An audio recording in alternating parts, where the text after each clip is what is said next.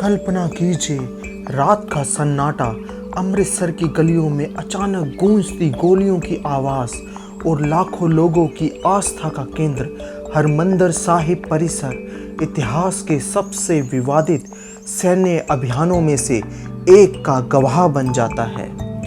जून 1984, कुछ ही घंटों में ऐसा क्या हुआ कि दुनिया भर की नज़रें पंजाब पर आ टिकी। क्या यह केवल कानून व्यवस्था की कार्यवाही थी? क्या राजनीति ने आग में घी डाला और अकाल तख्त को इतना बड़ा नुकसान कैसे हुआ?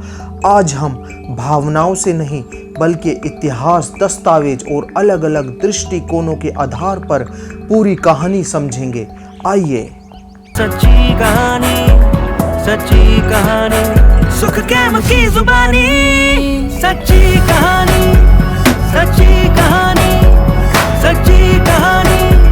सुख कैम की जुबानी, सच्ची कहानी है तुमको सुनानी। लेकिन इस कहानी को समझने के लिए हमें 1984 से भी पीछे जाना होगा। उस समय जब अकाल तख्त केवल एक इमारत नहीं था बल्कि सिख समुदाय की राजनीति और धार्मिक आवाज़ का प्रतीक माना जाता था।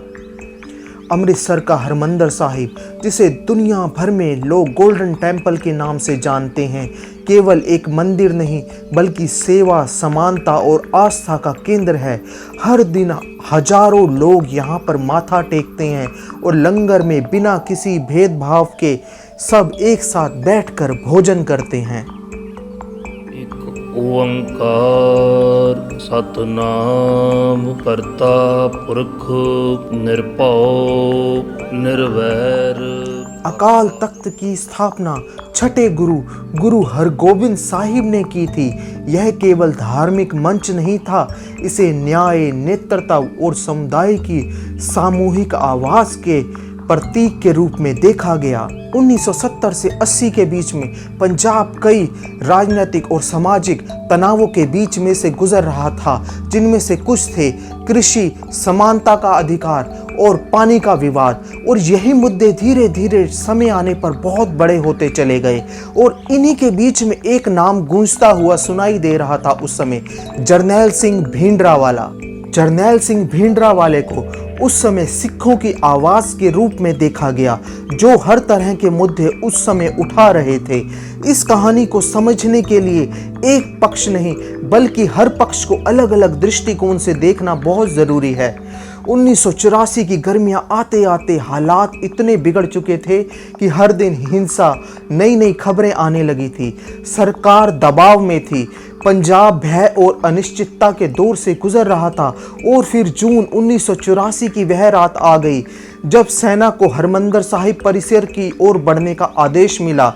लेकिन सबसे बड़ा सवाल अब भी बाकी था, क्या उस टकराव को टाला जा सकता था? पर एक बेनती तो इसी के साथ ही कुछ साल अगर पीछे चले जाएं, 1982 में पंजाब का माहौल बिल्कुल भी पहले जैसा नहीं था।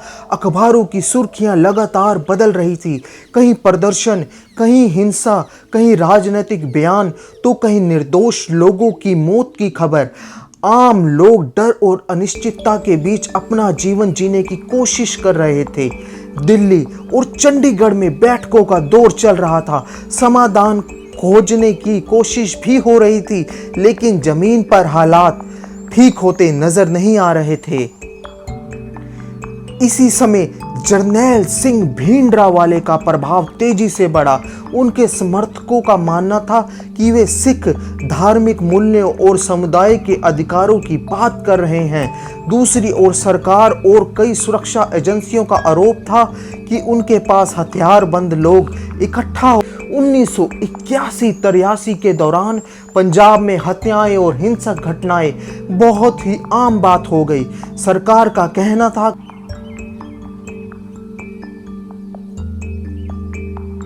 कि उग्रवादी गतिविधियां गंभीर सुरक्षा के लिए चुनौती बनी हुई हैं, जबकि भिंडरावाले और उनके समर्थक इन आरोपों से इनकार करते रहे। इसी बीच 9 सितंबर 1981 को ये राजनीति बहुत ही ज़्यादा गर्मा गई। पंजाब की राजनीति और मीडिया जगत को झकझोर देने वाली थी। हिंद समाचार समूह के संस्थापक और वरिष्ठ पत्रकार लाला जगत नारायण की गोली मारकर हत्या कर दी गई। लाला जगत नारायण अपने संपादकीय लेखों में उग्रवाद का खुलकर विरोध करते थे। उनके लेखों और विचारों के कारण उन्हें पहले से काफ़ी समय से उन्हें धमकियां मिल रही थी। हत्या के बाद पुलिस ने जरनैल सिंह भिंडरावाले पर साजिश करने का आरोप लगाया। भिंडरावाले ने इन आरोपों से साफ मना कर दिया। बाद में उन्हें गिरफ्तार किया गया, लेकिन पर्याप्त सबूत ना होने के कारण उनको रिहा भी कर दिया गया। इस घटना के बाद पंजाब का माहौल बहुत ही तनावपूर्ण हो गया। विरोध प्रदर्शन, हिंसा, राजनीतिक टकराव जगह जगह होने लगे कि यह घटना उस महत्वपूर्ण मोड़ों में से एक थी जिसने आने वाले वर्षों में पंजाब के संकट को और गहरा दिया। इसी तरफ दूसरा मत देखा जाए तो पंजाब में भिंडरावाले को एक सिंह अर्थात एक शेर के रूप में देखा जाता है। कहते हैं कि भिंडरावाले की आंखों में आंखें डालकर बात करने की उस समय किसी की हिम्मत तक नहीं थी। उनका रुतबा ही इतना था, जब वे चलते थे 6 फुट का जवान ऐसे लगता था जैसे कोई शेर चल रहा हो। पूरे के पूरे अकाल तख्त में उनका ही दबदबा था, जरनैल सिंह भिंडरावाले। इसी बीच एक राजनीतिक नेता सुब्रमण्यम स्वामी उनसे मिले और सुब्रमण्यम स्वामी ने जो भी आज तक बयान दिए वो जरनैल सिंह भिंडरावाले के पक्ष में ही दिए। उन्होंने कहा, जरनैल सिंह भिंडरावाले ने कभी नहीं कहा कि मुझे खालिस्तान चाहिए। मैं उनसे कई बार मिला हूँ। जी नहीं, मैं क्यों खंडन करूँ? खालिस्तान के बारे भी मैंने उनसे पूछा, आपने कभी खालिस्तान मांगे? मैंने कभी नहीं मांगा। तो ये क्यों चल गई इतनी कि खालिस्तान आप चाहते हो?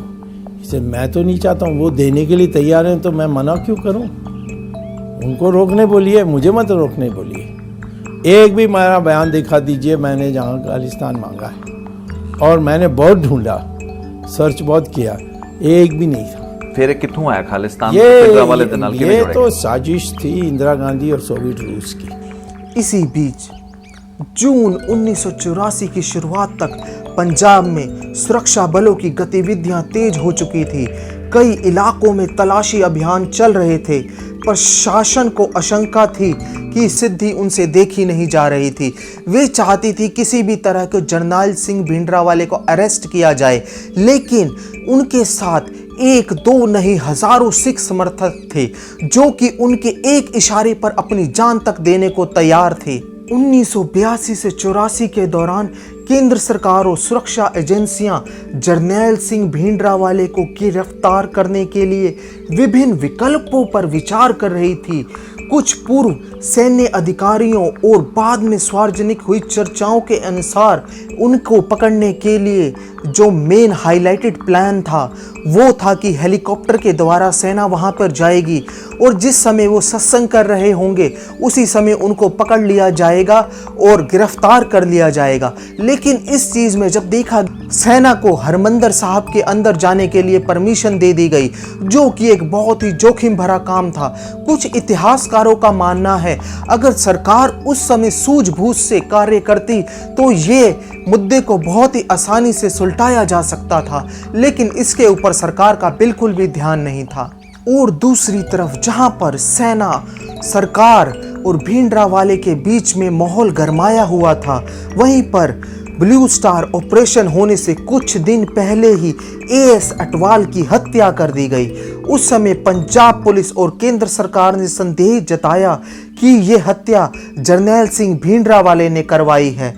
कई सरकारी और ऐतिहासिक विवरणों में इस घटना का उस समय पूरा का पूरा दौरा दिया गया है। हालांकि इस हत्या के लिए किसी भी अदालत ने जरनैल सिंह भिंडरावाले को दोषी नहीं ठहराया था। ये खाली शक के आधार पर कार्रवाई की जा रही थी। जिस समय एएस अटवाल की गुरुद्वारे के बाहर गोली मारकर हत्या कर दी गई, उस समय पंजाब पुलिस में इतनी हिम्मत नहीं थी कि वे वहां जाकर एएस अटवाल का शव तक उठा सके। कई घंटों की मुशक्कत के बाद कहते हैं पंजाब के सीएम ने जर्नैल सिंह भिंडरावाले को फोन किया, तब जाकर पुलिस ने वहां से बॉडी उठाई, क्योंकि पुलिस उस समय अपनी जान जोखिम में नहीं डालना चाहती थी। कहते हैं कि सेना ने जैसे ही हरमंदिर साहिब को घेर लिया तो सेना ने कई बार चेतावनी दी जर्नैल सिंह भिंडरावाले को सरेंडर करने के लिए, लेकिन जर्नैल सिंह भिंडरावाला जैसे कि एक सिंह शेर की तरह थे, उन्होंने सरेंडर करने से बिल्कुल मना कर दिया। पूरी तरफ से सेना से हरमंदिर साहिब को घेर लिया गया था। उन्हीं में से कुछ सैनिकों के दस्ते को अंदर भेजा गया, लेकिन जैसे ही सेना का एक दस्ता अंदर घुसा, वहां पर माइंस बिछाई हुई थी और एक ब्लास्ट के साथ कई सेना के जवान उसी समय शहीद हो गए।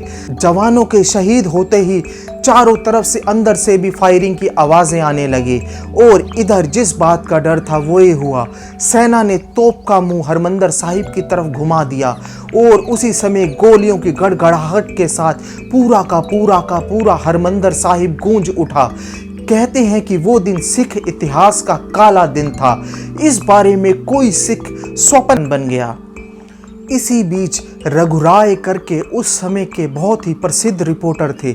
उन्होंने भिंडरावाले से मिलने के लिए कई बार समय मांगा, जिसमें से उन्हें कई बार समय मिला भी, लेकिन सैन्य ऑपरेशन से एक दिन पहले ही वे जैसे ही अंदर गए तो वे बताते हैं कि संत भिंडरावाले बहुत ही गुस्से में थे। अर्निंग हो रही थी एनीवे, तो क्यों आया तू इत्थे? मैं कहा भाजी ਤੁਹਾਨੂੰ ਮਿਲਣ ਆਇਆ ਵਾਂ। क्यों आया? मैं कहा ले इन्ना कुछ हो रहा, तुसी सोच दो मैं ਤੁਹਾਨੂੰ ਮਿਲਣ नहीं आवांगा, देखने नहीं आवांगा, की चाहना है? मैं कि दो फोटो बना लो। I was not worried about it because I said यार I have met him so many times, what the hell यार। तो कितने चाहना? तो मैंने बल्ब के पास खड़ा किया, लाइट ही नहीं थी, वहाँ पे पोर्ट्रेट बना और उसकी आंखों में you can see the fear, the anger, everything. हम चला जाता। मैं क्या ठीक है बात। रघुराय ने इस बीच ये भी बताया कि भिंडरावाले का स्वभाव बहुत ही अक्खड़ था, वे बहुत ही जिद्दी थे। इस सैन्य ऑपरेशन से पहले उनको कई लोगों ने समझाने की कोशिश भी की थी, लेकिन वे इसके लिए बिल्कुल नहीं माने। वे सरकार के साथ कोई बातचीत नहीं करना चाहते थे। 1984 में ब्लू स्टार ऑपरेशन के बाद कुछ ही महीनों के अंदर हरमंदिर साहिब को सेवा के दोबारा वैसे ही खड़ा कर लिया गया। अकाल तख्त आज भी अपनी जगह वैसे ही है। अकाल तख्त ने बहुत सी जगहों पर अपनी भूमिका आज भी निभाता रहता है। सुखबीर सिंह बादल को बेअदबी के लिए सजा देना हो या फिर भगवंत मान को अकाल तख्त साहिब में बुलाना हो, आज अकाल तख्त साहिब को कई राजनीतिक दलों से जोड़कर भी देखा जाता है, लेकिन अकाल तख्त आज भी सिखों की सर्वोच्च संस्था है। जो वो कह देते हैं वही होता है सिख समाज में। कैसी लगी आपको ये आज की कहानी?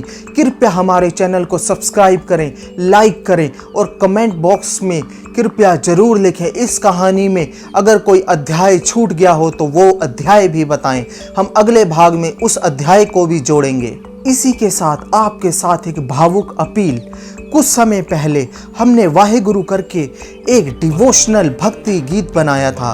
उम्मीद थी कि सिख पंथ इसको बहुत ही पसंद करेगा, लेकिन YouTube पर डलते ही प्रमोशन की कमी के कारण ये आप लोगों तक पहुंच नहीं पाया।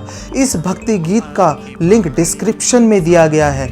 कृपया इस वाहेगुरु शब्द को जरूर सुने और बताएं कि कहां पर क्या कमी रह गई है। अगर आप सुनेंगे तो हमें और भी इस गीत के प्रति और भी इस तरह के लेख लिखने की एक सांत्वना मिलेगी और हमारी कलम से ऐसे ऐसे ही गीत आपके लिए लिखे जाएंगे। धन्यवाद। सच्ची कहानी, सच्ची कहानी, हर किस्से में इतिहास छुपा है, हर किस्से में इतिहास छुपा है। इस इतिहास पे कहानी लिखी है, सच्ची कहानी, सच्ची कहानी, सच्ची कहानी, सुख कैम की जुबानी, सच्ची कहानी, सच्ची कहानी, सच्ची कहानी, सुख कैम की जुबानी, सच्ची कहानी,